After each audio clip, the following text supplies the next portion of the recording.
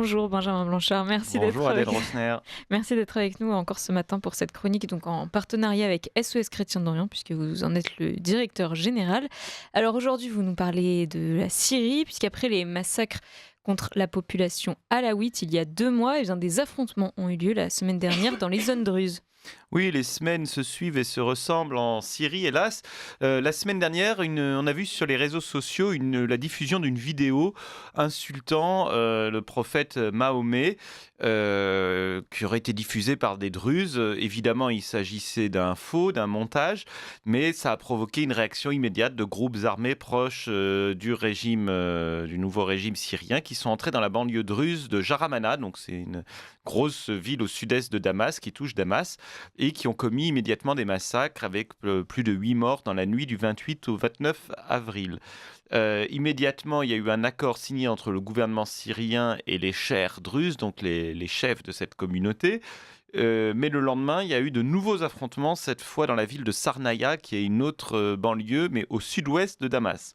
Un des principaux chers druzes a alors demandé une intervention immédiate des forces internationales pour protéger la communauté druze. Et le gouvernement israélien a-t-il réagi positivement à Ah cet oui, appel? immédiatement, puisque vous savez, il y a de nombreux Druzes en Israël et notamment dans l'armée israélienne. Et donc, Israël s'est autoproclamé le protecteur des Druzes, avec ou sans leur consentement d'ailleurs, puisque ça n'a pas forcément l'air de plaire à tous les chefs druzes, que ce soit au Liban ou en Syrie. Mais toujours est-il que Israël a alors multiplié les bombardements contre la Syrie avec des dizaines de frappes, dont certaines tout près du palais présidentiel. Donc ça, c'était un message très clair au gouvernement d'Ahmed El-Shara, stoppé immédiatement. Et puis d'autres aussi très intéressantes, d'autres frappes à Idlib. Idlib, c'est cette région au nord-ouest de la Syrie qui était vraiment le bastion d'HTC, donc du groupe armé islamiste d'Ahmed El-Shara, avant qu'il prenne le pouvoir à Damas.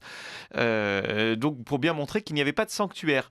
Et d'ailleurs, les alliés d'Ahmed El-Shara, les alliés de la Syrie, la Turquie, a tout de suite fait décoller son aviation pour protéger son allié. Mais savez-vous ce qu'a fait cette aviation? Elle a immédiatement fait demi-tour. Et donc, il est bien clair qu'il n'y aura pas de duel aérien entre la Turquie et Israël.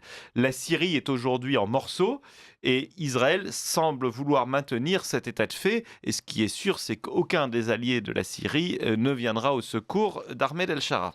Et comment se sont soldés justement donc ces affrontements avec les Druzes?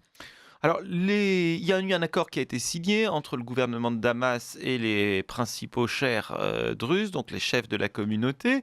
Donc, il est prévu que les druzes puissent garder leurs armes, qu'ils puissent maintenir une force de sécurité régionale, c'est-à-dire on maintient un état de fait, puisque c'était déjà ce qui prévalait jusqu'alors. Et puis, il pourrait carrément disposer d'une division, c'est-à-dire à Soueda, donc la capitale de la province du sud-est, majoritairement druze. Donc c'est carrément une armée locale qu'il dirigerait. Donc on est très loin des velléités d'Ahmed El-Shara d'unifier tous les groupes armés dans une armée nationale. Alors c'est fait sur le papier. Toutes les divisions étaient rebaptisées avec un numéro, mais en réalité, il n'y a pas d'armée unifiée.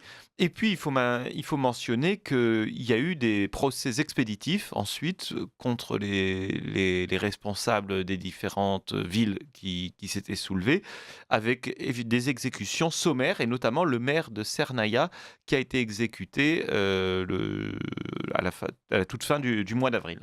Et c'est dans ce contexte donc assez agité qu'Emmanuel Macron prévoit de recevoir Ahmed El-Shara, le président syrien. Et oui, nous apprenons ce matin que cette visite tant annoncée, puisque ça fait des semaines qu'on nous dit, voire des mois, qu'Emmanuel Macron va recevoir le nouveau président de la Syrie libre, entre guillemets, eh bien c'est annoncé pour demain matin, donc mercredi 7 mai, nous aurons le président par intérim syrien qui sera au Palais de l'Élysée.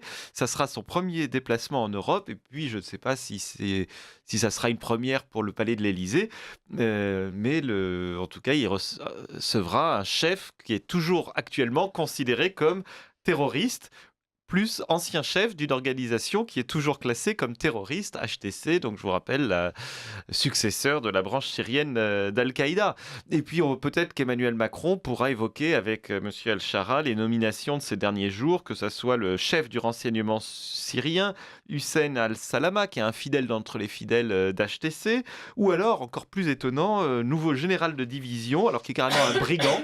Alors vraiment un brigand de grand chemin, Abu Hatam Chakra, qui n'a même pas vraiment combattu pendant la guerre, qui s'est contenté de piller et de voler à tour de bras, qui a amassé une fortune assez considérable d'ailleurs, qui est donc nommé général de division. Donc ça fera plein de sujets à aborder entre Emmanuel Macron et Ahmed El-Shara. Là encore, la France est pionnière.